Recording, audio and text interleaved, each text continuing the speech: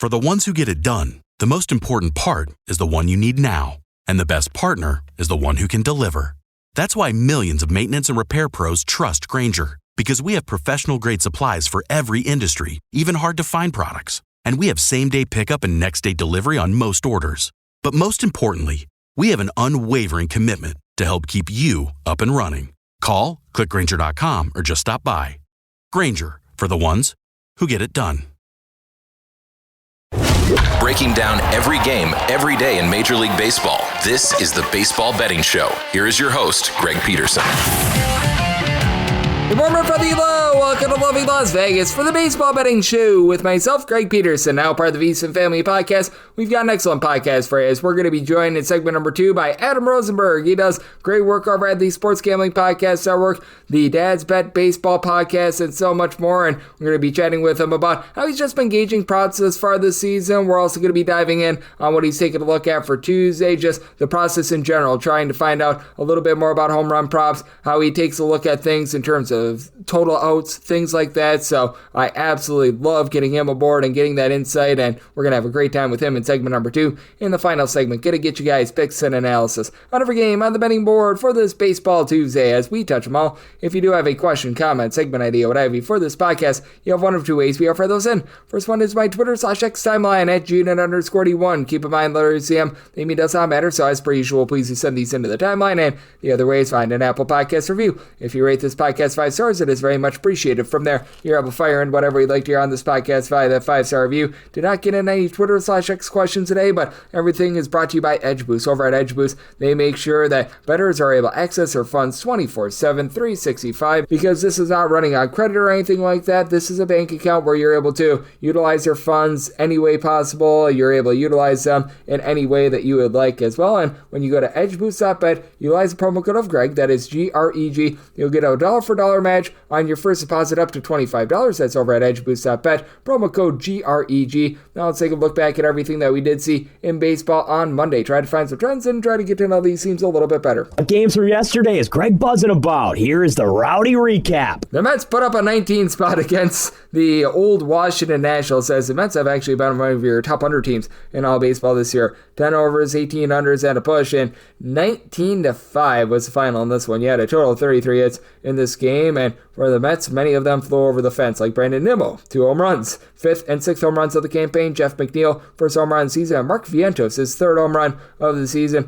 This was not great for Trevor Williams of the Nationals. He gave up one of those home runs, 5 runs in total over the course of 5 1/3 innings, but the bullpen really let it up from there. Kyle Boucher gives up a solo home run in 2/3 of an inning. You had 5 runs given up in Cole Henry's inning of work, and he gave up a bomb along the way. Eduardo Salazar, no home runs allowed, but he gave up 4 runs in an inning. And Ahmed Rosario, who is the backup third baseman, he gave up a home run and 4 runs in his inning of work. And for the Nationals, you did have a pair of home runs off of Jose Urena as Nathaniel Lowe gets his 5th home run campaign. James Wood up to home run number 9 as Griffin Canning was rock solid, 5 scoreless innings. Max Chronic was able to give you a scoreless inning, and Jose Urena pretty much brought him for mop-up duty. He goes 3 innings, gives up 5 runs, but by then all the damage had been done. For the Minnesota Twins, it's been a rough start to the season for them, but they're starting to get back online. 11-1, they take down the Cleveland Guardians as Bailey Ober allows just 1 run in 7 2/3 innings. Orde Alcala farts out the bullpen scoreless, and then pair of bombs in this one as Gavin Williams gives one up to Edouard Julien, his 2nd home run of the campaign, and Ryan Jeffers, his 1st home run of the season, as he gets that one off of Mr. Will Wilson, who Wilson gives up 2 runs over the course of 2 innings, including that home run.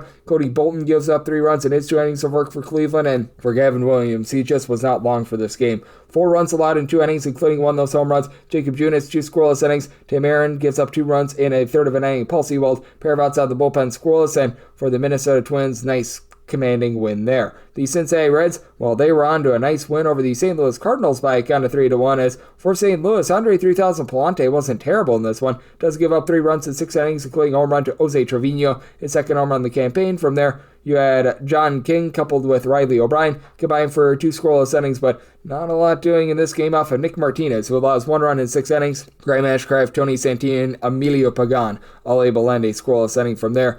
The Athletics go on the road. They take down the Texas Rangers 2-1. Not a horrible start here from Patrick Corbin. Does give up 2 runs in 4 2/3 innings, but we've seen worse from him. Sean Armstrong from there, 2 scoreless innings. Colby Milner, 8 scoreless innings. Jacob Webb, 4 outside the bullpen scoreless, but the Rangers, they continue to be your top under team in all of baseball. How about now? 21 unders to 8 overs thus far this season, as nothing doing for them off of JP Sears, who gives up 1 run in 5 2/3 innings. Mitch Spence, 4 outside the bullpen scoreless. Tyler Ferguson, Mason Miller from there. They're both able to land a scoreless inning. You had quite a few scoreless innings late in the Braves versus Rockies game for that under to cash, and for the Braves, they get a 6-3 win as Bryce Elder gives up 3 runs in the first inning, but bounced back from there. He would go a total of 6 innings, giving up those 3 runs as he did allow a home run to Hunter Goodman, 5th home run of the campaign. From there, Desbel Hernandez, Rossio Iglesias, Pierce Johnson all lend a scoreless inning, and for the Rockies, you had Ryan Feltner just get belted. 5 runs allowed in 4 2/3 innings. Bullpen from there wasn't terrible as you had Jake Bird along with Juan Mejia, both landed scoreless inning. Anel Shavili, he gives up 1 run in his 2 1/3 innings, but damage by then, it had already been done. Lots of damage done by the Houston Astros, who have been a very good under team thus far this season. How about 10 overs, 16 unders, and 2 pushes, but they take it to the Detroit Tigers, 8-3 the final line for the Astros. Even though the offense has been not great to say the least, they have been able to get above 500 at 15-13 as Ronald Blanco does give up 3 runs in 5 innings, including a pair of homers. Riley Green goes deep twice in this game, once off of he and once off of Caleb Ort for home runs number 5 and 6 of the campaign, and Gary Carpenter also off of Blanco, 6th home run of the campaign as Ort, he gives up 2 runs over the course of his inning work, but Brian King, Brian Abreu combined for a scoreless inning. Stephen Okert, Josh Hader, they both ended scoreless inning, and Gab to Jack Flaherty gives up a pair of home runs. Christian Walker and Jose Altuve both get home run number 4 of the campaign, and Flaherty gave up 4 runs over the course of 5 innings, and then Brendan Anafee, he was hurt by a pair of Trey Sweeney errors out there in the field. He gives up 4 runs in 1 1/3 innings, but all 4 were unearned. Tyler Holden, a scoreless inning, and Chase Lee from there, he's able to give you a pair of outs out of the bullpen scoreless. And in the New York Yankees and Baltimore Orioles game, and the Orioles have really been a nice over team thus far this season, especially when they've been at home. They played a little bit of a lower scoring game as 4-3, Baltimore is able to get the job done. And if you're looking at Baltimore at home thus far this season, by the way, how about 8 overs, 2 unders, and 2 pushes? That is the highest home over rate in all of baseball. And for the Yankees, they went 3 of 11 with men in scoring position, and Anthony Volpe did leave the bases loaded. You had Will Warren give up all 4 runs in 3 1/3 innings, including a bomb. Going deep for Baltimore, Ryan O'Hearn, 5th home run of the campaign, and Tomoyuki Sugano gives up nothing in his 5 innings of work, 8 strikeouts. He had 9 strikeouts in his first 5 starts, by the way. Keegan Aiken, 1 1/3 innings scoreless. Gregory Soto does allow 2 runs in his 1 2/3 innings, and Yunier Cano, don't you know, he gave up an unearned run in a 1/3 of an inning, but Felix Bautista, he comes in, he gets a save, and for the Yankees, good bullpen pitching here. You did have Devin Williams give you a scoreless inning, and Ryan Yarbrough, 3 2/3 innings scoreless. That was big because he has been not so great this far this season, so a relatively good outing there. And then out there in Los Angeles to wrap up the night, the Dodgers, they do walk it off. They do take down the Miami Marlins, this by a count of 7-6, as a grand slam was able to allow the Marlins to be able to claw their way back. Dane Myers, 2nd home run in the campaign, that comes off of Anthony Banda. Dustin May goes 5 1/3 innings, allows 3 runs. Some of the runners that were on base for that grand slam were inherited, and then Anthony Banda, 1 2/3 innings, he gives up 2 of those runs, including a bomb. There was a pair of errors out there in the field for the unearned run, and Kirby Yates does give up an unearned run in the 10th inning, but Evan Phillips, Tanner Scott, they both landed scoreless inning, and Edward Cabrera was not long for this game as he gave up a bomb of his own. 5 runs allowed in 4 innings as Teoscar Hernandez takes him deep, 9th home run in the campaign. But then from there, Lake McCarr, Anthony Veziano, Anthony Bender, Jesus Sunoco, Calvin Fauché all landed scoreless inning, and then Ronnie Enriquez gives up 2 runs, one of which was earned in the 10th inning. Tommy Edmonds' walk-off single is able to get the Dodgers to the window there, and if you did take the Dodgers on the run line, I believe that is the 5th time this season that they've won by approximately 1 run. So I have actually been playing quite a few one-run games thus far this season. If you're looking at the entirety of the baseball season, favorites have been reigning supreme, hitting at just below 61% on the money line, 258 and 166 on the money line, and the under is hitting at 52.5%, 212 unders, 192 overs. And if you look at the last 7 days of baseball, it certainly has been an underwhelming stretch, 52 unders at 37 overs. Meanwhile, if you're looking at favorites on the money line, they've been hitting more around 56% here in the last 7 days, going 51 and 39. So that's what we're seeing in baseball right now, and that's what we all got on Monday. Now let's take a look at some props with our good friend Adam Rosenberg over there at the Sports Gambling Podcast Network. Next, right here on the Baseball Betting Show with myself, Greg Peterson, now a part of the Beast and Family Podcast. For the ones who get it done, the most important part is the one you need now. And the best partner is the one who can deliver. That's why millions of maintenance and repair pros trust Grainger, because we have professional-grade supplies for every industry, even hard-to-find products. And we have same-day pickup and next-day delivery on most orders. But most importantly, we have an unwavering commitment to help keep you up and running. Call, click Grainger.com, or just stop by. Grainger, for the ones who get it done. Breaking down every game, every day in Major League Baseball, this is the Baseball Betting Show. Here is your host, Greg Peterson. And we're back here in lovely Las Vegas for the Baseball Betting Show with myself, Greg Peterson, now part of the VSiN Family Podcast, and great to be joined by this man, as we've got Adam Rosenberg aboard. He's doing tremendous work over at the Sports Gambling Podcast Network on their MLB podcast. He's also got the Dad's Bet Baseball podcast as well, which he's doing that, and he's doing a tremendous job of taking a look at all things baseball. He does a great job on the prop side, sides, totals, you name it, he does it. He breaks down a little bit of everything, and he's got one of the better Twitter/X handles that you're going to find as well at Hey Rosenberg all together. And Adam, great to get you aboard. Thank you. Well, thanks. Good intro, Greg. Thanks a lot. Thanks for having me again. And thank you for joining me, Adam. And Adam, I know that one of your big things is taking a look at player props, and I think that we both agree. It's been a little bit topsy-turvy this year with the fact that we got like no home runs whatsoever a few days ago. I think that was either Thursday or Friday, and then we saw a nice rebound over the weekend. So I just want to get your thoughts as to how you've been playing these props thus far and what has not been working thus far this season. I think the biggest thing that I learned from previous years is that if it's cold enough to go outside with a jacket, it is too cold to be betting home runs. And I've really leaned into pitcher props more so than any of the previous years, because pitchers are ahead of batters, and they probably still are for another couple weeks just because of how training works. So when I'm looking at anything, I'm just caring about the same three metrics. That's barrel rates, hard hit rates, and fly ball rates when it comes to home runs. When it's a pitcher, I'm just caring about chasing strike rate, K rate, and Sierra.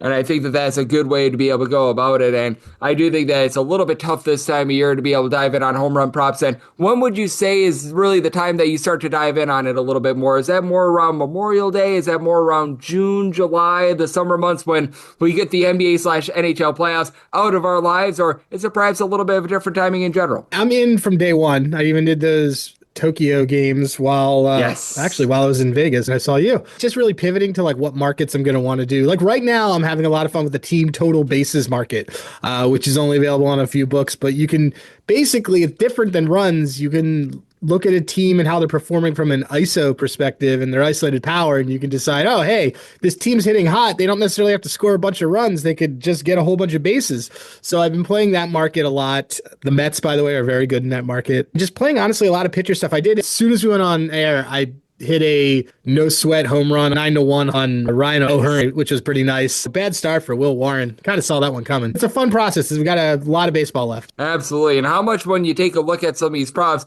is it more or less just a fade of the pitcher as well? Because you mentioned a guy, Will Warren, that I have loved to fade over the last few seasons. So that's something that I always take a look at. And obviously, when it comes to every player and every game, it's a little bit different. But I have found a lot of success just with regards to my betting, not necessarily taking a look at a guy that I'm just jonesing it back, not necessarily taking a look at an amazing lineup, but just a pitcher in general that I want absolutely no part of whatsoever. And Will Warren certainly fit the bill for me. Let's see who fits the bill for me today. Bryce Elder definitely fits the bill for me today, even though it's against the Rockies. So there's a couple guys. It was tough because Will Warren was going against Sagano, who's also been an auto fade. Every Orioles pitcher's honestly been a fade for 9 strikeouts in the first 5 starts for Sagano, by the way. That's hard to do. Yeah, that's what they wanted him to do. Well, this Yankees team has been K-ing like crazy. This actually is a really good way to kind of dive into process. Okay, the night before is sort of where I prep. I look at K rates and chase rates and swing rates that pitchers have from the last 3 weeks. I don't care as much about home road splits unless it's Seattle, KC, because I'm convinced they're cheating, and Houston because we knew they were cheating. I look at those the night before, and then I look at the last 2 weeks stats for teams, because that's a really good indication of who's hitting well and who isn't.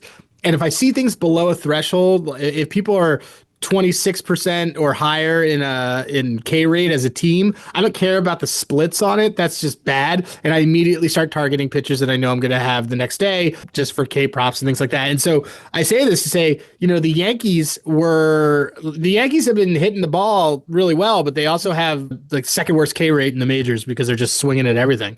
So this was a good Sagano ladder spot, really. Yep, I think that that was a very good spot as well. And I do think that that's such a good process to be able to dive in on. And I know you were talking about looking at like the last 14 days, last 2 weeks of data. How much do you look at just season long data, or in this case, perhaps a little bit more of the 2024 data versus the recency data? Because I always think that that's a delicate process and always something that's very interesting, because some people love to go with the hot end and others want to take a look at, shall we say, a little bit of a larger picture. There's a certain few number of pitcher-batter matchups where they have such crazy history against the pitcher. I mean, I'm talking 50 plus at 35 to 50 at bats that you have to take it. And I can tell you there's 4 players that actually fall into that you'll notice have those types of history. Paul Goldschmidt, Vlad, Pete Alonso, and Rafael Devers have those types of couple pitchers. Actually, I can tell you now, like Garrett Cole is like the same one for all of them who they own. And so, but mostly what I'm doing is I'm looking at the last 3 weeks for a pitcher. Season long is fine,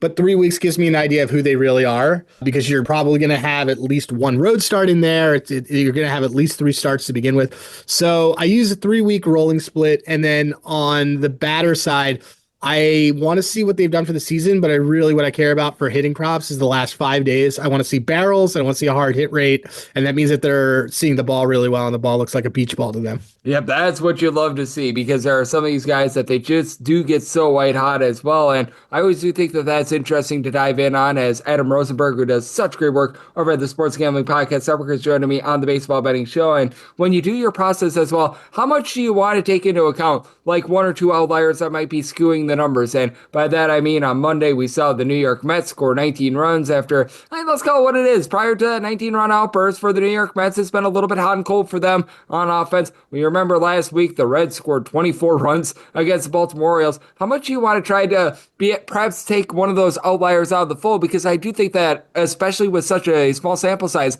like we have thus far this season, like one big day like that for the Reds, for the New York Mets, what have you, can really skew the data. I had it with the Mets because of the game you were talking about, because they hadn't had more than 8 hits in a game until yesterday, and they had 9, and that was the bonkers game that went off the rails that they ended up losing. Wrong side of that one for me. Yeah, today I took the under, and I also took, of course I did after that, and I took the under total bases for the Mets, and both of those were finished by the 6th. But still, I'm going to probably still go back to it, because I'll look at the last 10, last 20 and see, okay, well, where are these things outliers? What do I know about that game? Like, why was that game like that? And I'll look things up and do that. But this Mets team is a really good example. This Mets team is not a power. I mean, they're hitting better right now, but they're not a clicking on all cylinders offense. Their odds are going to probably indicate more of a recency bias, and you just kind of got to look in and temper expectations. It's also for baseball too. It's excruciating, but you got to bet a lot of things to not happen, and then you can do pretty well versus all these things that will happen. Yep, and I think that that's the biggest thing. A lot of people want to be rooting for human achievement and everything like that, when really sometimes you don't get human achievement, and by that I mean the home run numbers have not necessarily been the world's most savory this far this season as well. And joining me on the show, we do have Adam Rosenberg. He does such great work over the Sports Gambling Podcast Network, and I know you take a lot of looks over at like total bases, home run props, what have you, but in terms of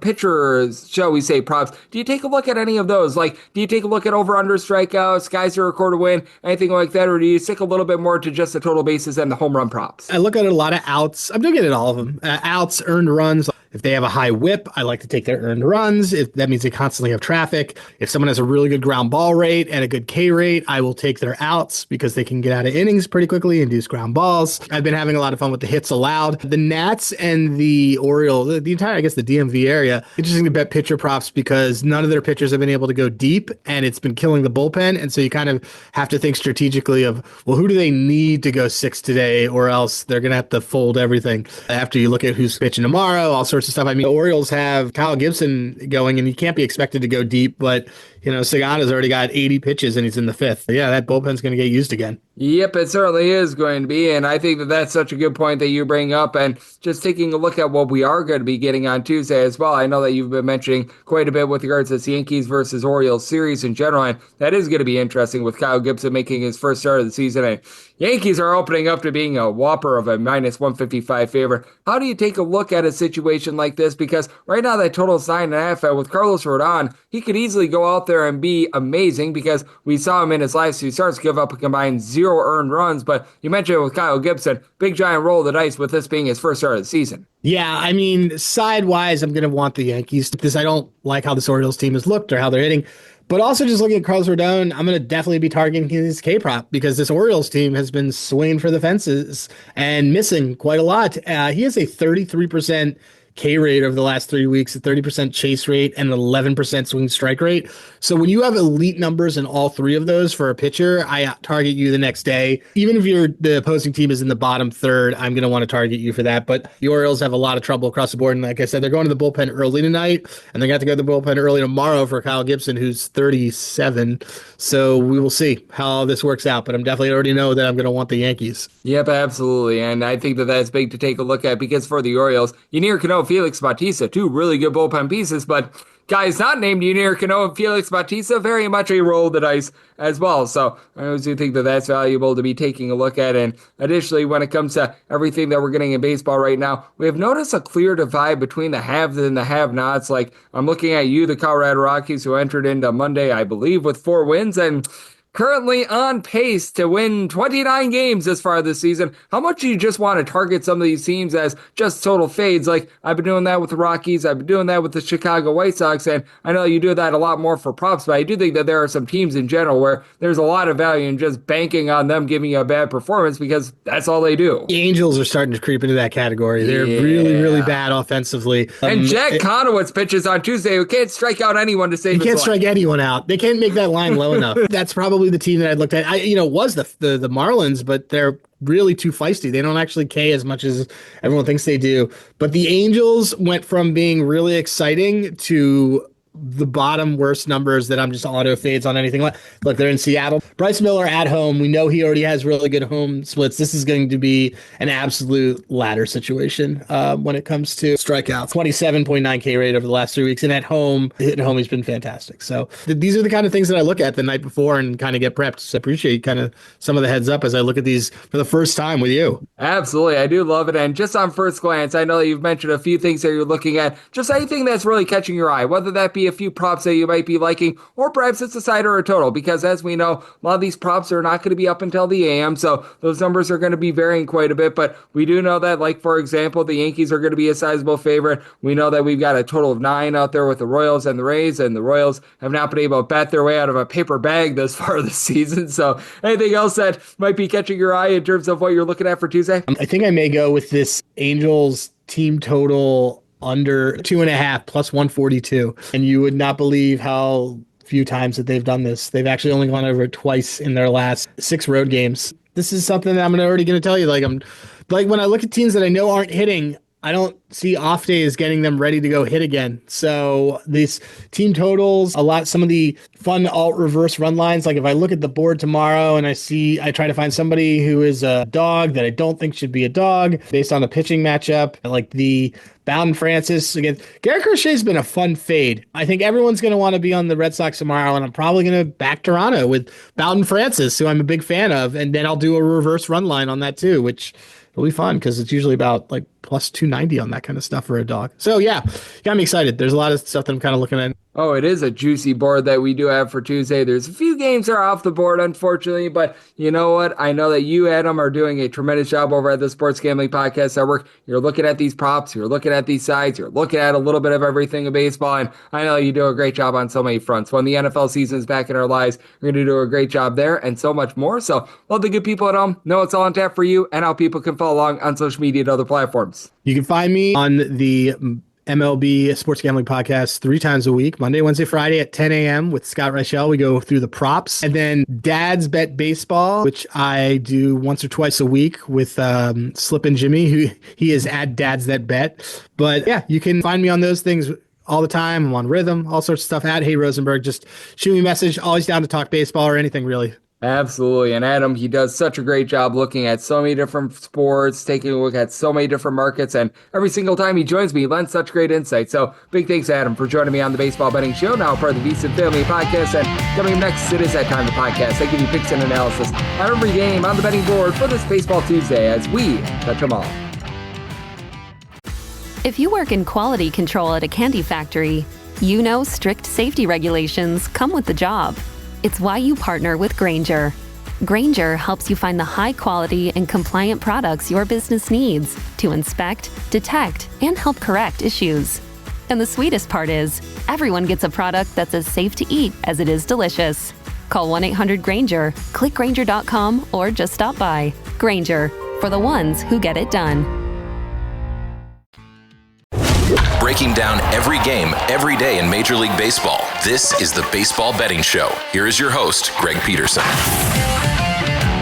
And we're back here in lovely Las Vegas for the Baseball Betting Show with myself, Greg Peterson, now part of the VSiN Family Podcast. Big thanks to Adam Rosenberg for joining me in the last segment, doing some great work over at the Sports Gambling Podcast Network, the Dads That Bet Baseball Podcast, and so much more. Yeah, I know that he's doing a great job on the prop front and so much more, so it was great to be able to get him aboard today. A big thanks to Adam for joining me in the last segment. Now it is that time of the podcast. I give you picks and analysis on every game on the betting board for this Baseball Tuesday as we touch them all. If a game is listed on the betting board, Greg has a side and a total on it, so it is time to touch them all. Do note that as per usual, any changes that are made to these plays will be listed up on my Twitter/X feed at unit_D1, and we are going to be going in the Las Vegas rotation order. This is where we go to the National League games first, then the American League games. Any intra-league games, those are going to be at the bottom. That'll keep things all nice, neat, clean, and easy. So how about if we do get things started with 9:51, 9:52 on the card, the St. Louis Cardinals, and they're facing off against the Cincinnati Reds. And yes, we're on to Cincinnati, and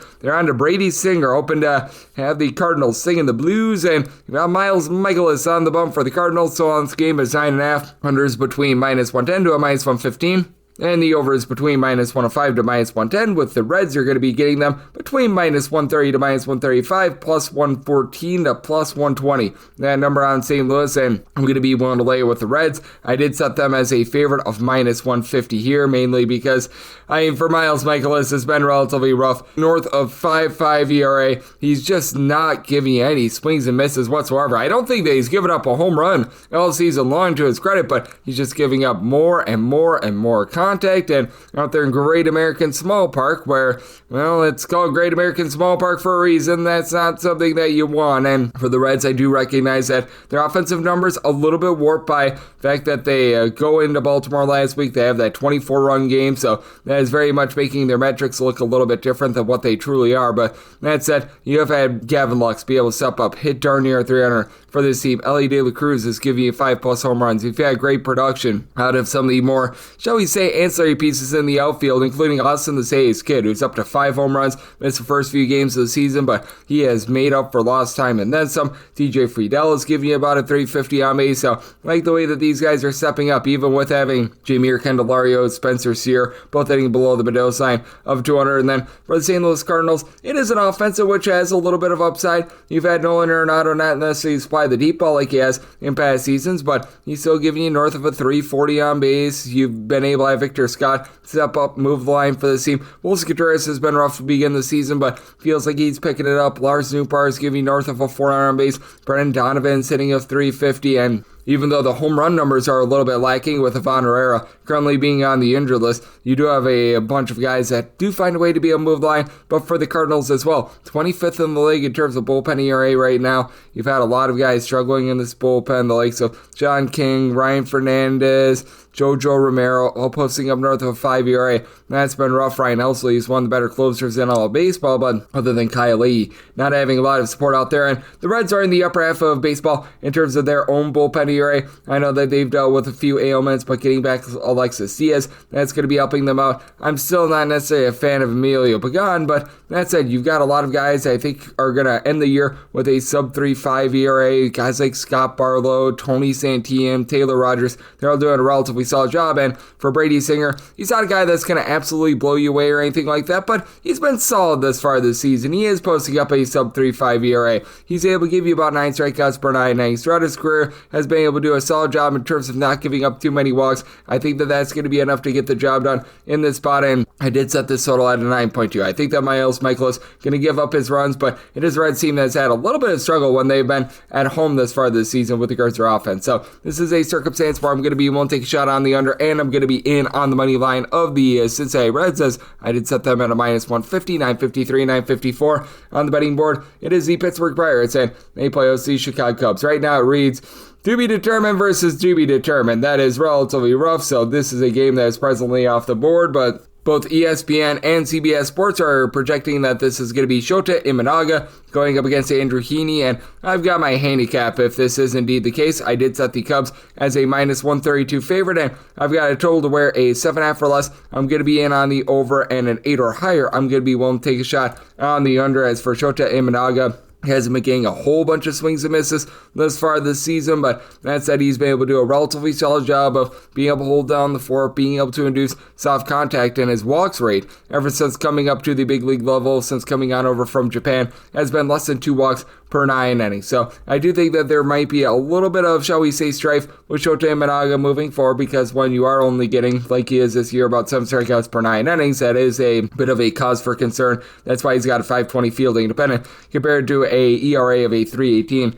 But that said, I do think that he's going to be able to do a solid job against the Pirates team that, let's call it what it is. This is one of the lesser lineups out there in the big leagues. You do have Oneil Cruz, who's been able to give you 5+ home runs, and it really does feel like he's starting to come into his own. For his career, he's always been a little bit inconsistent, but so far so good this season for him. Brian Reynolds, after a rough start to the season, he's been able to give you a little bit more, and Isaiah Kiner-Falefa is hitting about a 280 or so, but Cruz has 8 home runs, and the rest of the team, they've got 15 between all of them through 29 games. You've had a lot of guys like Jack Swiniski, Tommy Pham, the likes of this, that just have not been able to step up for this team. And then on the flip side, you do have a Chicago Cubs team that currently leads all baseball in terms of run production. Kyle Tucker has been an amazing addition for this team. How about the 7 home runs that he's been able to provide? He's giving you right around about a 400 on base. Dansby Swanson has been a big disappointment this far this season, but you've had Seiya Suzuki, Pete Crow Armstrong, both hitting at least a 280, both give you 5+ home runs this season. Michael Busch has been able to give you 5 home runs with a 380 on base, so it is a very fearsome lineup. Now for the Cubs, the bullpen has been a little bit rough this far this season. Julian Merriweather has actually stepped up and has been pretty solid for them, but I need to see a little bit more to really believe it out of him. But have the likes of Brad Keller, Ethan Roberts, Nate Pearson when he's been out there as he's dealing with injury. I mean, these guys have been posting up north of a 5 ERA. Eli Morgan is currently on the injury list. Porter Hosch has not been what he was last season. And for the Pittsburgh Pirates, they get back Colin Holderman, and he has not been able to live up to that name. And then David Bennar has been all over the place this far this season. Hard to have a lot of faith in Dennis Santana, Caleb Ferguson, but Andrew Heaney's been really good. Andrew Heaney's actually posting up a sub-2 ERA.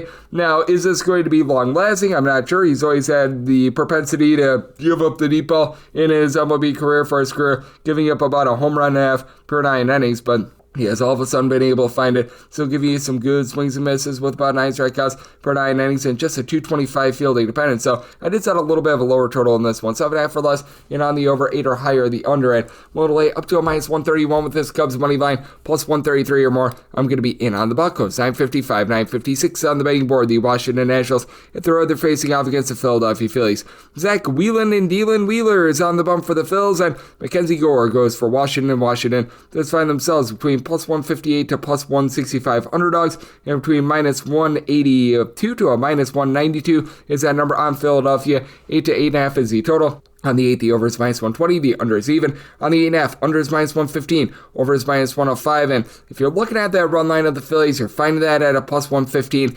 I was willing to take pretty much anything a plus money with regards to this Phillies run line. I set mine at a plus 102. Now, I really like Mackenzie Gore. He's been able to give you north of 12 strikeouts per 9 innings. Really nasty stuff. Ever since he came over from the San Diego Padres, he's been able to work on those walks issues, which he's always going to have them throughout his career, but thus far this season, his walks per 9 rate, that's hovering more in the neighborhood of 2.3. He'll gladly accept that, but even though he has been rock solid this season. He has just a 2-3 record, 334 ERA compared to a 199 fielding dependent. He has gotten wildly unlucky this far this season, to say the least, but he does have to now go up against a Philadelphia Phillies lineup that has been one of the better ones in all of baseball. I recognize that these guys can be a little bit inconsistent, but you know that Kyle Schwarber is going to be able to give you good production. 7 home runs at a 400 base this season. Nick Castellanos has done a nice job moving the line, hasn't necessarily provided a lot of the deep balls. Outside of Kyle Schwarber, you've got Bryce Harper giving you 5 home runs this season, and really nobody else north of 3, but the likes of Trey Turner starting to be able to get on base.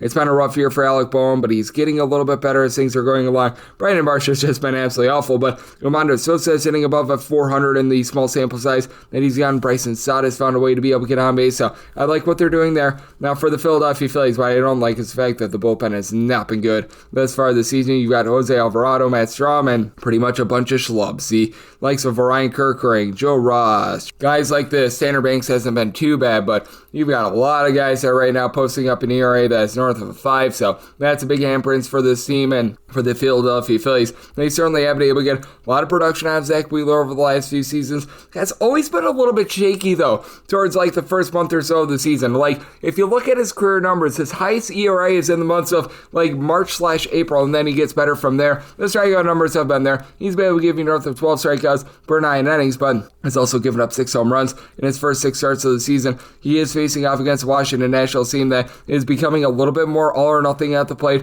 You've had James Wood supply the team with 8+ home runs this season. He's giving you north of 360 on base. You've had Nathaniel Lowe be able to pound up 5 bombs, and when it comes to more of, shall we say, the understudy sort of guys, there's guys that aren't necessarily moved the line right now. Jacob Young has been only hitting about a 220 for this team. Dylan Cruz seems to be rounding into form, but he's still at a 260 on base. You need a little bit more there. Luis Garcia is not necessarily providing a ton. CJ Abrams has only been able to give you about a 270 on base as well. And this is a Washington Nationals bullpen that, don't get it twisted, they are absolutely terrible. We saw what happened yesterday as the bullpen gave up 14 runs yesterday. So that's not necessarily great for the Washington Nationals, as I can't think of anyone other than perhaps Kyle Finnegan that you can really trust in this bullpen. And even Kyle Finnegan is a role that Isaiah Lopez is a little bit neither here nor there. Colin Pouchet, Jose Ferrer, these are guys that are not great to say the least, but I do think that for the Washington Nationals, they are going to be able to get a relatively good start out of Gore. I do think that the Phillies certainly are going to be able to get that out of Wheeler as well. So I did set a little bit of a lower total. I did set my total as 7.6. I'm going to be willing to take a shot on the under, and for the Philadelphia Phillies, anything of plus money, I'm going to be willing to dive in on that run line. 957, 958 on the betting board. The Arizona Diamondbacks are on the road against the New York Mets. David Peterson, great name, is going for the Metropolitans, and Eduardo Rodriguez goes for the Diamondbacks. 8.5 is the total. Over is -120. The under is even.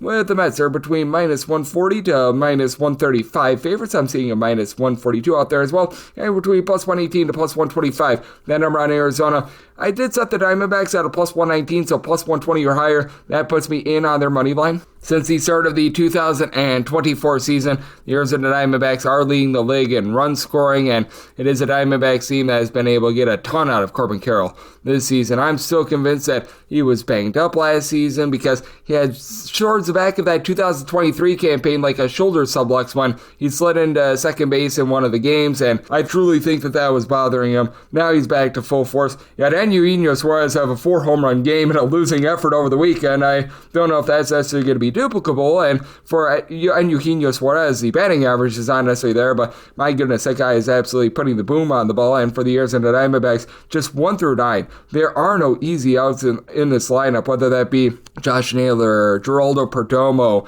Alec Thomas, all these guys finding a way to be able to get on base. Now for the Diamondbacks, they are dealing with some injuries in that bullpen with Kendall Graveman, AJ Puck currently being out of the fold, but Ryan Thompson, Justin Martinez, Shelby Miller, you've got a trio of guys that I think when it's all said and done are going to be able to give you a sub-3.5 ERA. And for Eduardo Rodriguez, I do think that he's going to be able to give you some good performances moving forward, as he's been throughout his career just a little bit unlucky. Right now he's supplying the team with a 4.40 ERA, so he's going to need to give you a little bit more there. But for Eduardo Rodriguez, I do think that the best of him is still going to be to come, because he's been able to keep the ball in the yard this season, giving up less than a home run per 9 innings. His walks per 9 rate is still relatively respectable. He's getting north of 10 strikeouts per 9 innings. His fielding dependent is much lower than that 4.40 ERA. And then on the flip side, you've got a guy in David Peterson who has been quite fortunate over the last year plus. Like last year, his fielding independent was much higher than his actual ERA. He saw a dip in his strikeouts 8 seasons ago. Now, his strikeout numbers seem to be rebounding a little bit more this season after he had 3+ seasons in which he provided at least 9.5 strikeouts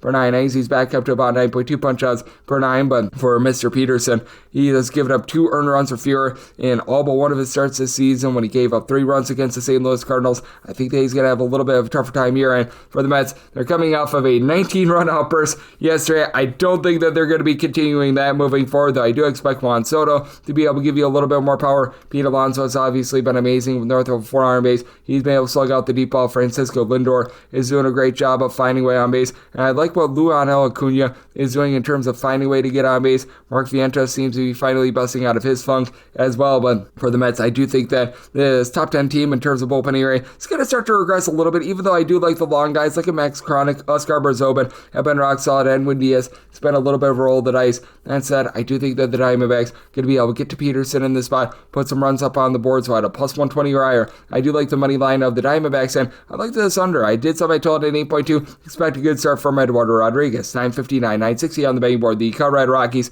play off the Atlanta Braves. It is Esteban Marquez is going to be getting the start for Colorado. It's all to be determined on the bump for the Atlanta Braves. A few places have put up an opener with regards to this one, with the Atlanta Braves being right around minus 185 to minus 195 favorites at a total of 10.5. And when I was checking on CBS Sports, they were projecting that it was going to be Mr. A.J. Smith-Schwaber who was going to be getting the start for them, and I'm looking on ESPN right now. They are projecting this to be as old undecided, so that makes things a little bit dicey, but that said, if you do get Smith-Schwaber, I'd be willing to go up to a minus 120 with regards to this Braves run line. I set their money line at a minus 177. Right now, we currently don't have any run lines up, so we shall see what happens there, but I did set a total to where a 10 or less I'd be on the over 10.5 or higher to the under. Right now, we're finding that total at a 10.5 in books that actually have a number up, so I'd be looking at that total under. For Germán Marquez, he's had a rough start to the season. His swing and miss stuff is way down, mainly because he has just dealt with injury upon injury. He's been out of the just rotation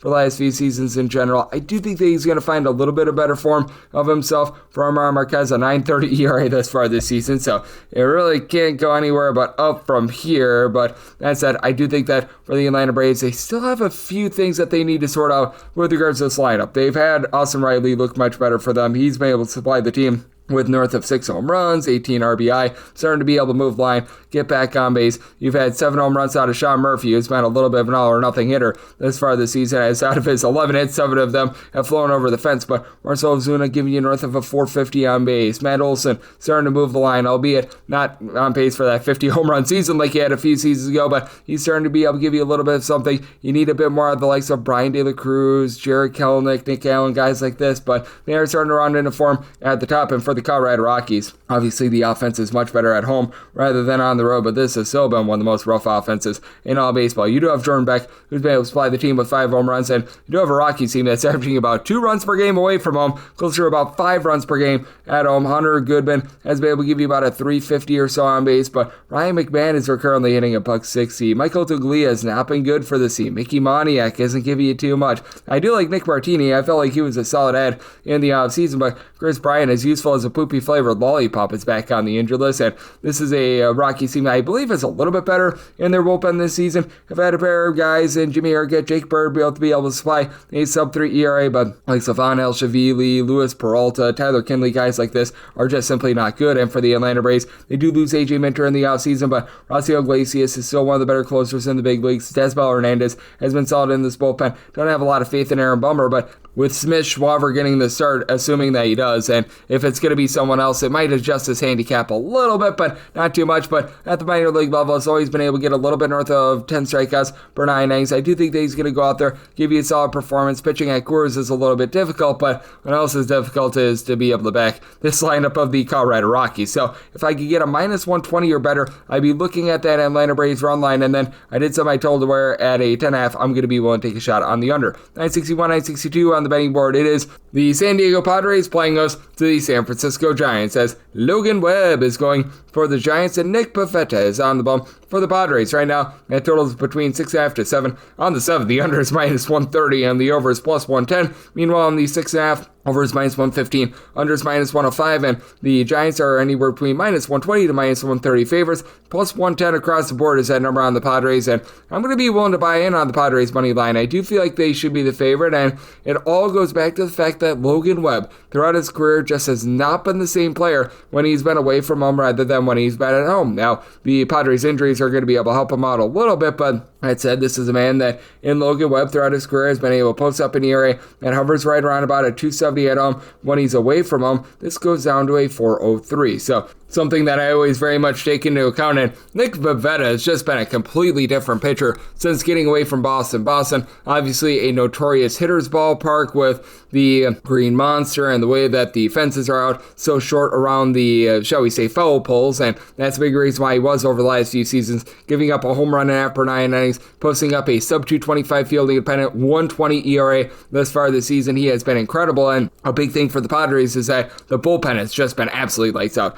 .61 ERA is number one in all of baseball. Like just everyone in this bullpen, Yuki Matsui, Adrian Morejon are relatively good long guys. Jeremiah Estrada is giving you good innings. Robert Suarez has been good in the back end. Jason Adam, sub-2 ERA since the beginning of last season. So I really do like what they're able to bring to the table. And then for the San Francisco Giants, this has been a lineup that has been really good this season. Jung-Ho Lee is providing north of a 300 average. He's been able to supply the team with 3+ bombs. Matt Chapman, not necessarily hitting for like the world's greatest average or anything like that, but if you look at the on-base percentage, that's hovering right around about a 400. Wilmer Flores has been able to give you 7 home runs. Now, Lamont Wade Jr. has been hitting about a 110. You're going to need to get a little bit more there, and you just still haven't gotten a ton out of William Thomas, but all in all, this has been a really good San Francisco Giants lineup, and this is a Padres team that's right now dealing with injuries. Luis Arias going out on Sunday Night Baseball was less than ideal for this team. You've got Jackson Merrill on the injured list, but Fernando Tatis Jr. continues to supply for the team, north of a 400 base, 8 home runs this season. Manny Machado has just 2 home runs, but he's still moving the line for this team. Xander Bogaerts,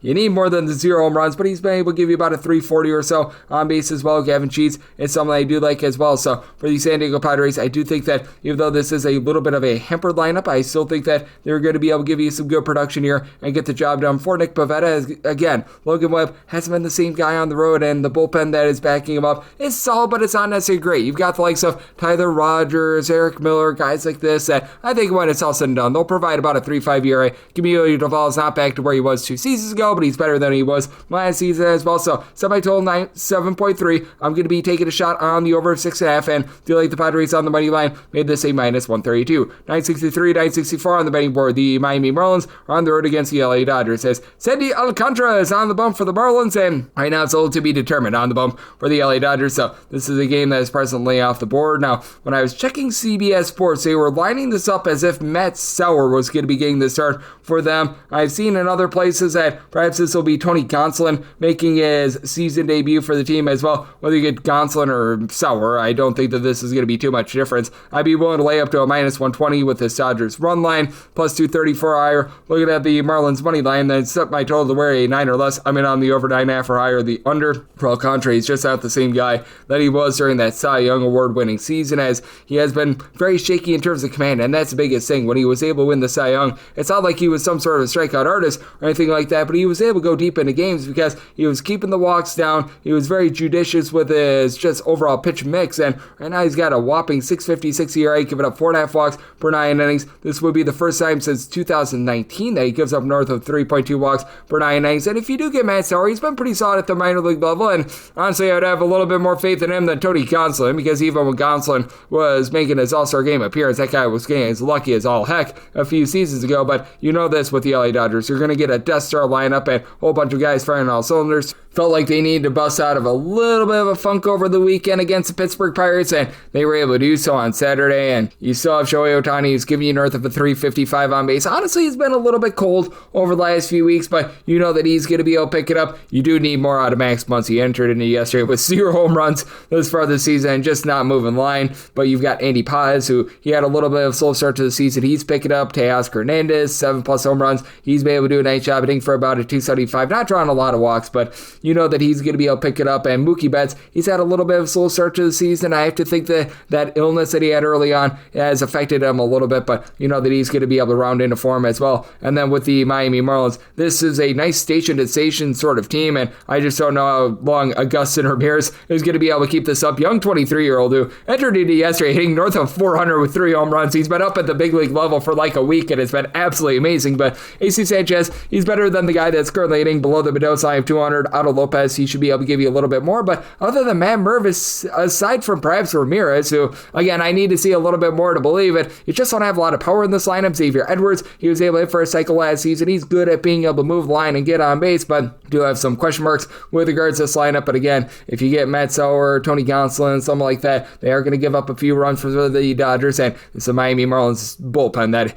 is not great, to say the least. You've got the Anthony Bender along with Anthony Veziano who have been okay for you. Ronnie Enriquez is honestly an okay long guy, but you're relying on Jesus Sunoco as your closer, and he's been okay this past season, but he was never able to find it with the Texas Rangers. I fear that he's going to turn into a big giant pumpkin, and for the LA Dodgers, they are dealing with quite a few injuries with their starting rotation, and then in that bullpen, Michael Kopech, Blake Tryon, Bruce Uttergrider are all ailing, but that said, you still have Kirby Yates, Tanner Scott, Evan Phillips has just come off the injured list. These guys are rock solid, and I do like what Ben Kasparis has been able to do as a long guy as well, long Jack Dreyer. So in this circumstance, I did set the Dodgers where I'm willing to lay up to a minus 122 with that run line, need at least a plus 234 to take a shot on the Marlins money line, and then 9 or less, I'm in on the over 9.5 or higher. Be under 965, 966 on the betting board. It is the Minnesota Twins on the road against the Cleveland Guardians. Tanner Bybee is on the bump for the Guardians, and Chris Paddock is on the bump for Minnesota. Minnesota does find themselves as an underdog between plus 130 to plus 135, minus 145 to minus 155. Then number on Cleveland, 8 is a total over and under, both at minus 110, and I'm going to be willing to side with Guardians. Set them at a minus 152 on the money line. You're able to get a plus 140 to a plus 145 run line, and that's where I'm really going to be looking. I set my run line price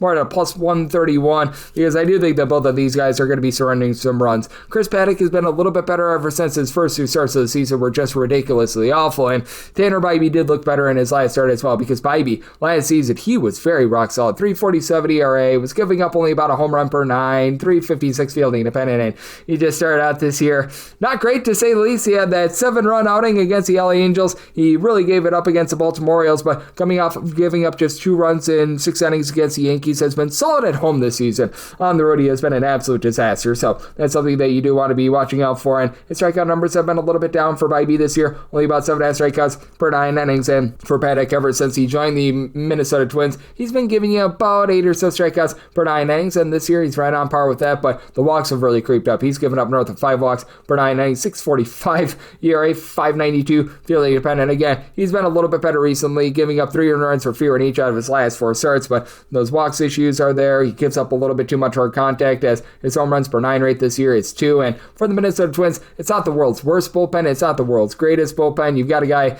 in Danny Kalumu you pick up in the offseason. I like what he's able to bring to the table, and then Cole Sands, Yohan Duran, these guys are relatively solid. Griffin Jax has not had a good season, to say the least. I do think that he's going to pick it up a little bit, but something that you do need to be mindful of, and since the beginning of the 2024 campaign, the Cleveland Guardians, they do have the top bullpen in terms of ERA. Now, they are dealing with some injuries. Eric Zabrowski, Trevor Seaven not being out there has hurt them, so you're utilizing a lot of Kate Smith, Tim Aaron, Hunter Gaddis. These guys have been good, and Jacob Junis is able to be a nice long guy. Emmanuel Clase has been all sorts of shaky, and Paul Sewald is right now dealing with a little bit of injury or something like that because he's going to be out for this game. That's not a bad thing. I'm not necessarily a fan of Paul Sewald, but what I am a fan of for the Guardians is the top of this lineup. You've had Stephen Kwan do a nice job of being able to supply the boom right now at the leadoff spot, right around about a 395 on base with 4 home runs, so he's giving you some good power. Jose Ramirez has been a little bit cold over the last few weeks, but he and Gabriel Urias, both 4 to 5 home runs apiece, both hitting between about a 265 to 275. Colin Manzardo not really moving the line, but he's able to give you 7 home runs. What you really need is these guys at the bottom, like John Kinsey Noel, Bo Naylor, Lane Thomas, Austin Hedges, when he plays at the catcher spot, to be able to give you a little bit more. And on the flip side, you've got a Minnesota Twins team that they were able to bust out with their offense yesterday, but I mean, they're just all sorts of banged up as well. If the wind is blowing the wrong way, Byron Buxton is going to end up on the 15-day injured list, and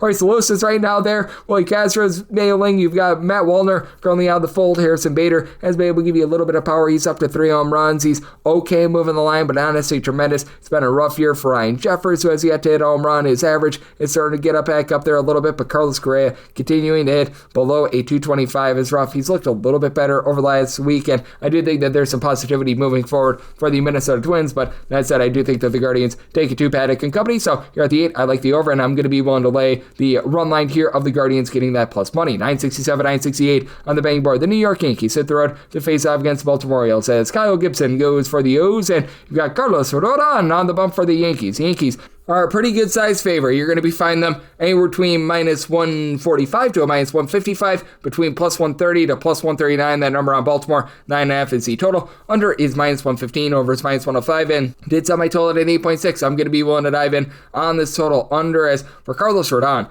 last 2 appearances, he has won 13 innings and has given up 1 unearned run after he was getting just absolutely lambasted to begin the season. And for the Baltimore Orioles, right now, this is just not your normal lineup with Baltimore. Gunnar Henderson has not been able to get it going all season long. Jordan Westberg just landed on the injured list. Tyler O'Neill landed on the injured list. Colton Cowser is still injured. Cedric Mullins is having an amazing year. He's right now giving you 6 bombs, north of a 400 on base. He's been in and out of the lineup the last few days as well, and I just don't know if what he's doing right now is sustainable, so that's a little bit of an issue for them. Adley Rutschman was able to come back yesterday, but over his last 150 games, he's sitting right around the Mendoza line of 200. Granted, he's been able to give you 4 home runs thus far this season, but Jackson Alday has honestly been amazing. And for the New York Yankees, this has been a different offense when they've been away from home rather than at home. For the Bronx Bombers, they certainly have been bombing it when they have been in the Bronx thus far this season, but when they've been away from home, it's not like this is like a terrible offense or anything like that, but that said, they go from averaging about 6.4 runs per game at home to more like 4.5 runs per game when they are away from home. Anthony Volpe has been a big disappointment, blew a bases loaded spot yesterday. You've had John Carlos Sandy on the injured list all season long. You just haven't gotten anything out of Cody Bellinger this year, hitting below the Mendoza line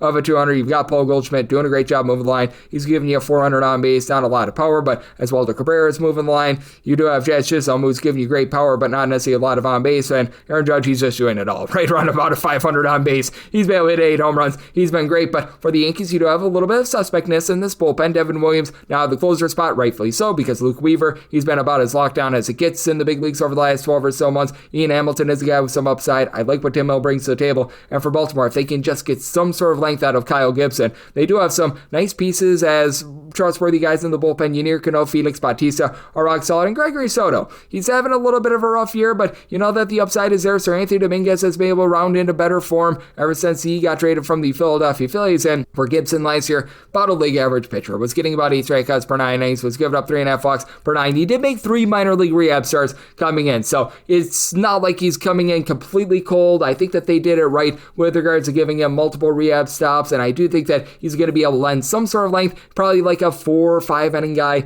in this spot, which is honestly more than what you're getting out of the likes of Dean Kramer and company. So I do think that for the Orioles, they're starting to get a little bit undervalued here, and I do think that this is going to be a bit of a lower scoring game, even though Carlos Rodon has had the propensity to give up the deep ball with the Yankees. Did set my total at 8.6, like the under, and with the Orioles, set them at a plus 136, so plus 137 or higher, and on that money line, 969, 970 on the betting board. It is the Kansas City Royals on the road, facing off against the Tampa Bay Rays, as Taj, don't call him Milton Bradley, is on the bump for the Rays, and Michael Lorenzen goes for the Royals. 9 is the total, under is between minus 110 to a minus 115, over is between minus 105 to a minus 110, and with the Rays, you're going to be getting them between minus 145 to minus 155, plus 130 to plus 135 is that number on the Royals, and for the Royals, I would need at least a plus 139 to be able to take a shot on them. If you're looking at the run line of the Tampa Bay Rays, going to be find that as high as a plus 140. If we could get up to about a plus 143 or so, I'd be willing to take a shot there on the money line. I'd be willing to go down as low as about a minus 139. So right now we're in a little bit more of wait and see mode, but we have seen this opener minus 150 come down a little bit, so should be able to get there when it's all said and done. And it's for the Royals, second worst offense in the big leagues in terms of run scoring, only 3.2 runs per contest. Bobby Witt Jr. continues to give you north of 350 on base, but he just hasn't been able to supply the team with a lot of power, and that's the biggest thing for the Kansas City Royals. They have not been able to hit the deep ball season long. Vinny Pasquantino's 3 home runs right now leads the way. 13 home runs in 29 games thus far this season, all while having Pasquantino hitting below the Mendoza line of 200. Michael Bassey's hitting below 200. MJ Melendez is a complete disaster up there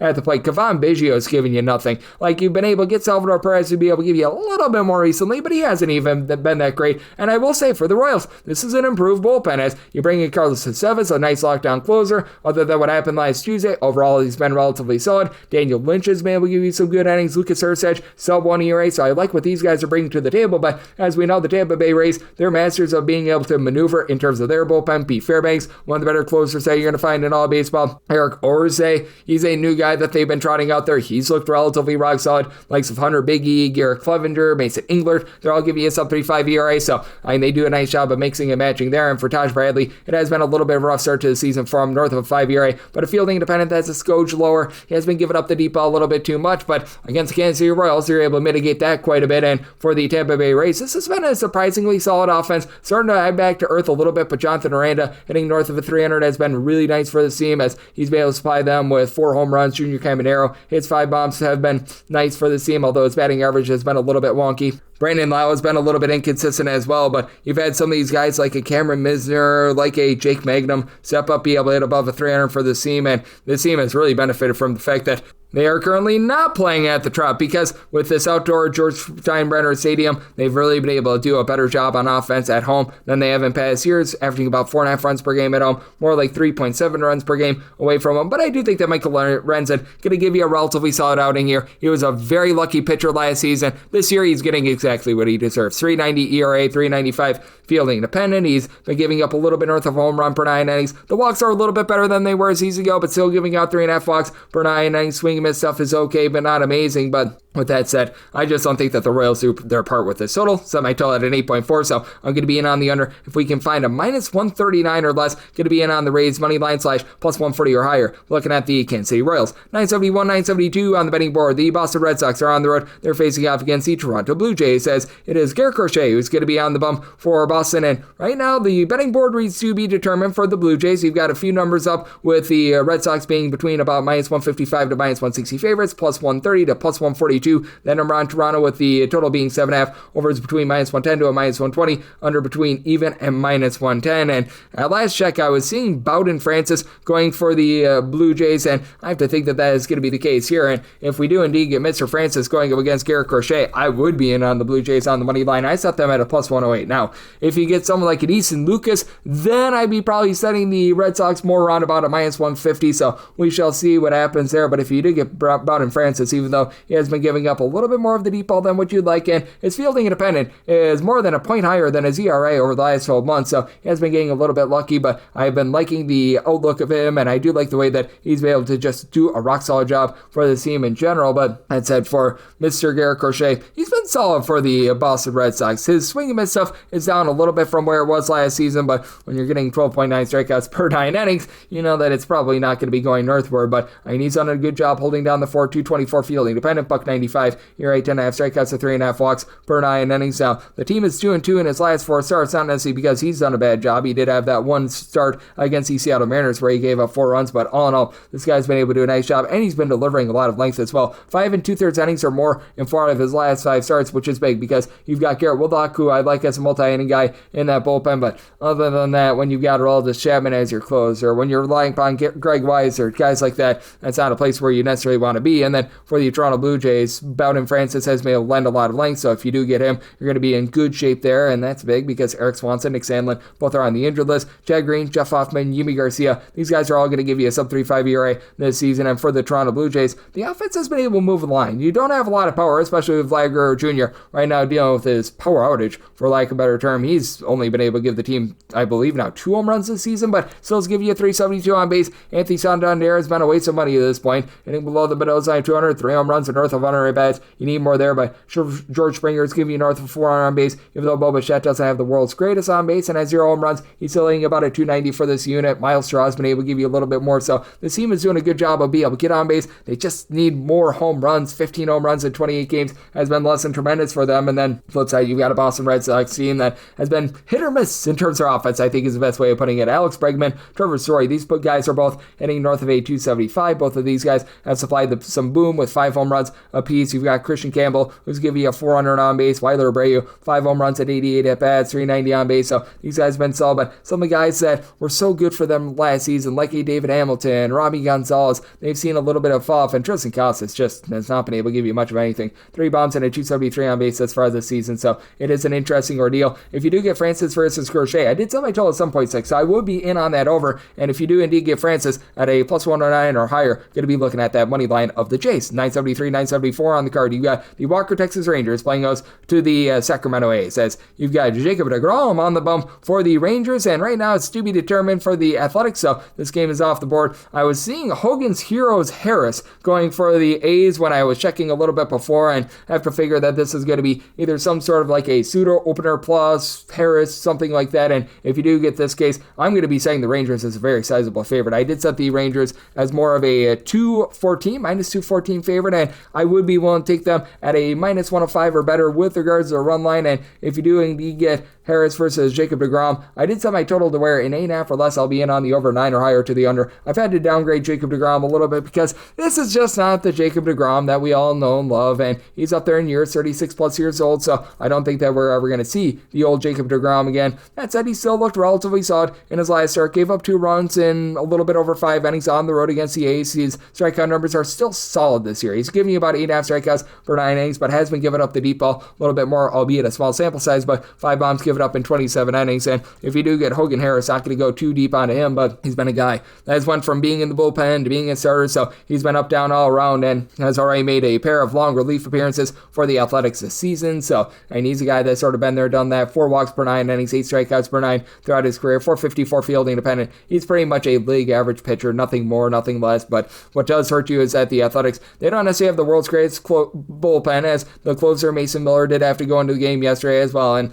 that is really their main form of trustworthiness in terms of this bullpen. Other than that, you got Justin Cerner, who's actually been pretty solid for the team. He's been able to supply them with a sub-3 ERA, but that said, when you've got Michael Otons on the injury list, that means that you're having to give guys like TJ McFarland, Tyler Ferguson, Noah Murdoch, guys like this innings, and you just don't want any part of that. Meanwhile, for the A's, this has been a top 10 offense in the big leagues, with Brent Rooker, Tyler Soderstrom going into yesterday with a combined 16 home runs, and Soderstrom north of 360 on base. Rooker not hitting for the world's greatest average right now, but Jacob Wilson, who draws no walks whatsoever, he's hitting above a 300. Miguel Andujar is hitting above a 300. Shea Langolaris is not going to hit for average, but 5 bombs in his first 90 or so at-bats this season. Gio Urshela, he should be able to give you a little bit more moving forward as well. And for the Texas Rangers, they have just been allergic to scoring runs as far this season. I believe that all but one of their first 12 home games have gone under the total thus far this season, so that's been a little bit of an issue. Now, you do have Wyatt Langford, who's been able to supply the team with 6 home runs and about 64 at-bats, so you'd love to see that, north of a 300 batting average out of him, and then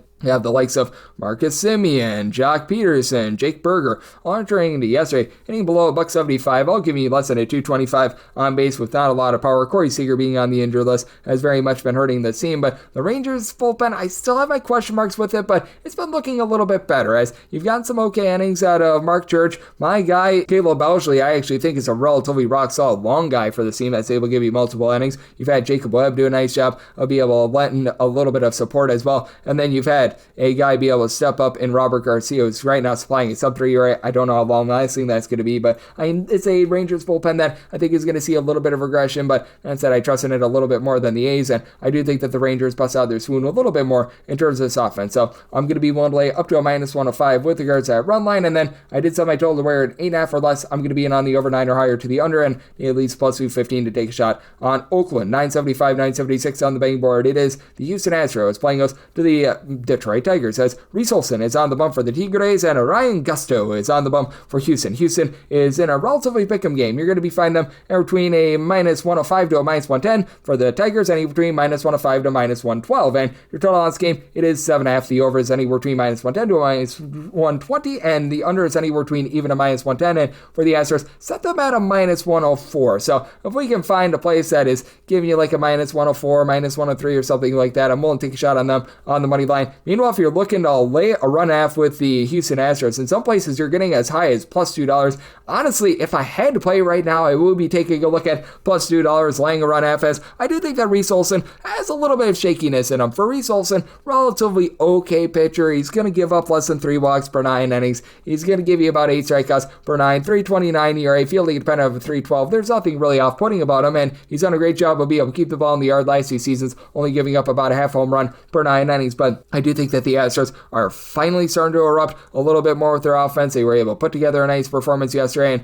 the Tigers certainly have been a team that has been able to improve that offense as well. Bringing in Gleyber Torres in the offseason I thought was very big for them. You've got Gary Carpenter, who's been able to give you 6+ home runs this season, hitting for about a 270. Now for Riley Green, he's not necessarily hitting for a ton of average, but pair of home runs yesterday, that has been helpful for this team. You've been able to have Spencer Torkelson give you a 350 on base. He's hitting for some average, and Javi Baez, he's now hitting about a 300 as well. So I do like what this team is doing, as other than Cole Keith, these guys have been pretty solid. And for the Houston Astros, you've got Jeremy Pena finally starting to move the line for the team, and all of a sudden Christian Walker had a slow start to the season. He gets a home run yesterday. You're feeling a little bit better about him. Jordan Alvarez is going to bust through sooner rather than later. 320 on base with like 3 home runs. You know that he's better than that. Jose Altuve was able to get a home run yesterday, and the Astros, they do a nice job of not striking out. Big issue has been they do create a lot of weak contact with the likes of a Mauricio Dubon, Walker I mentioned before, Yenier Diaz hitting below the Mendoza line of a 200/below a 210, but I do think that you're going to get a little bit more out of them moving forward. And for Ryan Gusto, he's a guy that began his season out there in the bullpen, and he had a 1.12 ERA in the bullpen. Since becoming a starter, hasn't been bad, hasn't been amazing, about a 3.60 or so ERA. He lets up a little bit of hard contact, but he keeps the walks relatively down. Now for the Astros and the Tigers, both of these teams have very good bullpens, as the likes of Will Vest, Tommy Canley, Brendan Hennefy, they're all give you a sub-3 ERA for the Detroit Tigers, and they did a nice job with their bullpen madness last season. Brad Herter is able to give you multiple innings, and then for the Astros, you've got the Bryants, Brian King, Brian Abreu, who both are able to give you a sub-3 ERA. Josh Hader looks like the Josh Hader of old. Taylor Scott has had a rough start to the season. Michaela Ward has been able to do a nice job holding down the fort, and I do think that both of these starters will end a relatively good start. Like I said, I would rather take like a -104 or less with the Astros, but if I had to right now, I would just take on the number itself, plus $2 on the Astros laying a run half, so we'll see how that matriculates in the AM, but looking there. And then with regards to total, I did sell my total at an 8.3, so here at an 8, I'm going to be willing to take a shot on the over, and even better at a 7.5. 977, 978 on the betting board. The Seattle Mariners play host to the LA Angels.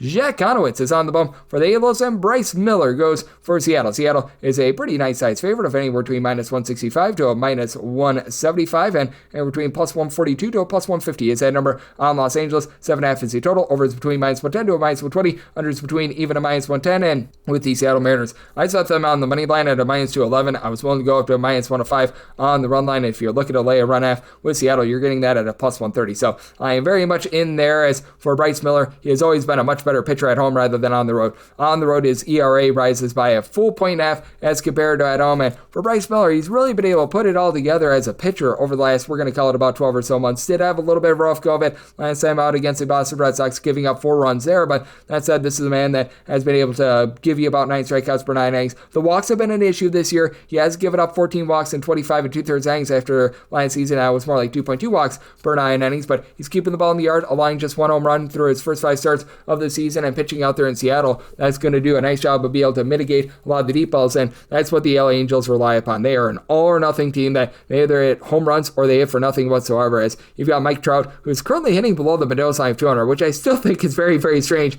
to say the least, so that's a little bit of an issue there. You've been able to have Taylor Ward be able to supply 6 home runs. He's only hitting about a $194 though. Zach Neto, in a small sample size, has been able to north of a 280, and you get a little bit of average out of Jorge Soler, but I mean, this is a team that's very much swinging for the fences, and when they come up short, boy, do they come up short. And a man that's coming up short on strikeouts is Jack Conowitz, as for his career, he's getting less than 4 strikeouts per 9 innings. Just absolutely brutal there. He's been a little bit better this year with regards to strikeouts than he was 8 seasons ago, but you can only go up from having 3.4 strikeouts per 9 innings a season ago, and it's not even like he's doing a great job of keeping the ball in the yard. He's given up 1.7 home runs per 9 innings. He's now walking about 2.5 batters per 9. He's got a 5.47 ERA and 5.67 fielding dependent with the Angels. You do have Kenley Jansen, who's a really good closer, but how do you get the ball to him? Because right now they're not generating a lot of offense, and additionally, you do have Ben Joyce currently on the injury list, and you do have a lot of, shall we say, schlubs there towards the middle of the bullpen, as you've had Michael Darrell Hicks, who's been giving you well north of a 6 ERA, just have not been able to get a ton of likes of Ryan Johnson, Brock and Roll Burke, Garrett McDaniel, all these guys at least a 4.50 ERA. You've actually been able to get some relatively good production out of Ryan Zephyrion, but past that, it's been relatively brutal outside of that. And for the Seattle Mariners, not that this is an amazing bullpen, but Andres Munoz is one of the better closers that you're going to find in baseball. Taylor Cicado has had a rough start to the season, but being able to get some relatively good long relief from a guy like a Carlos Vargas, Gabe Spire being able to step up, that has been good for the team as well. And for the Seattle Mariners, Big dumper Cal Raleigh right now leads the way in the big leagues with 10 home runs thus far this season. You've had Rory Polanco supply 7 bombs and a 400 on base. Dylan Moore north of 340 on base, 6 home runs. And keep in mind that Seattle, it actually decreases offense more than Coors Field elevates offense. And you've got a lot of guys that are doing a nice job of being able to find a way on base. J.P. Crawford is out, giving you north of a 400 on base. These guys have really been able to pick it up ever since Victor Robles went on the injured list. So do like what I'm seeing here from the Mariners. I'm going to be willing to lay the run line in. This time I told 7.6. I think that the Mariners get to Conowitz and company. I'm in on the over, and we wrap things up with 979, 980 on the betting board. The Milwaukee Brewers hit the road to face off against the Chicago Generals. I mean the Chicago White Sox, as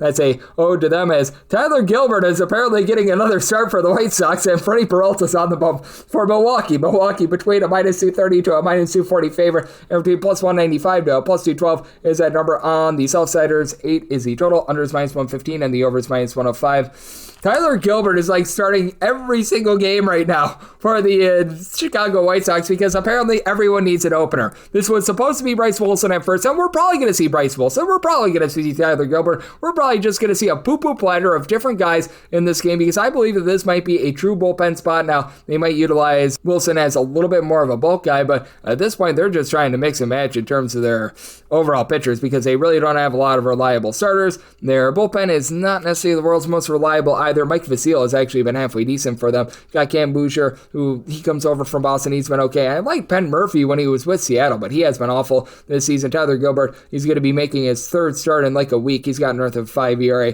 Can't trust in Brandon Eisert. You really can't trust in Jordan Leisure, so not good there. And Bryce Wilson always gives up a whole heck of a lot of contact as well, so that's less than savory. And what else is less than savory is the fact that the White Sox are a bottom 5 team in terms of their offense as well. This is a team that has a collective. They're hitting a nice hearty 211, and they've got one guy with north of 3 home runs this season. Andrew Benintendi has been able to supply 4 home runs. He's been relatively solid for the team, but I mean, you've got most of your consistent guys. Luis Robert, Miguel Vargas, Andrew Vaughn, 3 of your top 4 players in terms of total at-bats, all hitting below a 282 in terms of their on-base percentage, all hitting below the Mendoza line of 200. Lennon Sosa has been with about a 270, but I think that he, and also Brooks Baldwin has been relatively okay, but these are the lone 2 guys with north of 35 at-bats thus far this season. They're hitting above a 230, so that's relatively rough to say the least. And for the Milwaukee Brewers, you've got Sal Frelick, Bryce Terang, both hitting above a 300, and they've been able to get some good pop out of Jackson Chourio. He was a part of the 2020 club at the age of 20 last season. He's already been able to slide the team with 6 home runs. The average can sometimes be a little bit shaky, needs to draw a few more walks, but he's doing a good job there. Christian Yelich starting to round back into form, 345 on base with 5 home runs. He's ever going to be peak form of himself, but that's something encouraging. You do have some question marks in the infield with the likes of Oliver Dunn, Vinny Capra, guys like this, not necessarily doing the world's greatest job of being able to get on base, but Reese Hoskins,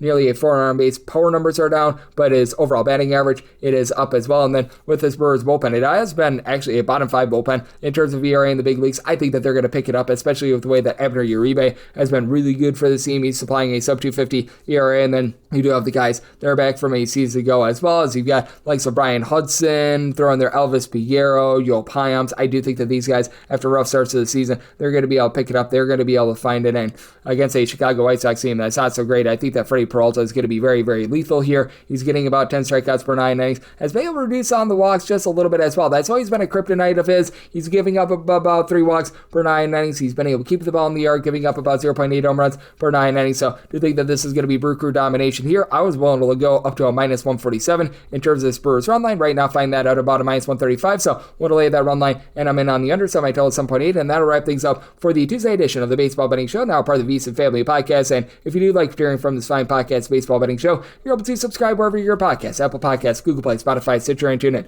If you have a question, comment, segment idea, what have you for this podcast, you have one of 2 ways we offer those in. First one is my Twitter/X timeline at unit_D1. Keep in mind, letters EM, they mean does not matter, so as per usual, please do send these into the timeline. And the other way is find an Apple Podcast review. If you rate this podcast 5 stars, it is very much appreciated. From there, you're able to fire into whatever you'd like to hear on this podcast via that 5-star review, and I'm coming at you guys every single day throughout the baseball season. Big thanks once again to Adam Rosenberg, doing great work over at the Sports Gambling Podcast Network, for joining me in last segment, and I'll be back with you once again tomorrow. Thank you. If your job at a healthcare facility includes disinfecting against viruses, you know prevention is the best medicine, and maintaining healthy spaces starts with a healthy cleaning routine. Grainger's world-class supply chain helps ensure you have the quality products you need when you need them, from disinfectants and cleaning supplies to personal protective equipment, so you can help deliver a clean bill of health. Call 1-800-GRAINGER, click Grainger.com, or just stop by. Grainger, for the ones who get it done.